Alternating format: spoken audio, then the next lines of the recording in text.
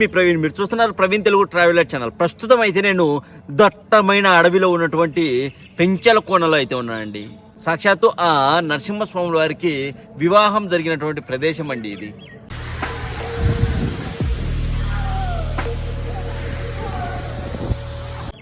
దట్టమైన అడవుల మధ్య అయితే ఈ క్షేత్రం ఉంటుంది. అంతేకాదు అక్కడ చూడండి కొండ ఎంత పెద్దగా ఉందో.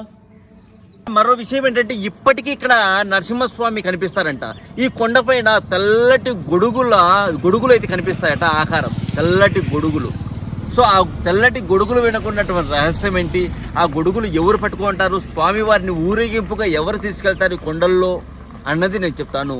ఇక్కడ అది మిస్టరీ అండి. చాలా మందికి ఆ గొడుగులు అయితే కనిపించాయి, తెల్లటి గొడుగులు. ఇలా చెప్పుకుంటూ పోతే ఆ లక్ష్మీ నరసింహస్వామి వారి గురించి చాలా అద్భుతమైనటువంటి చరిత్ర ఉంది.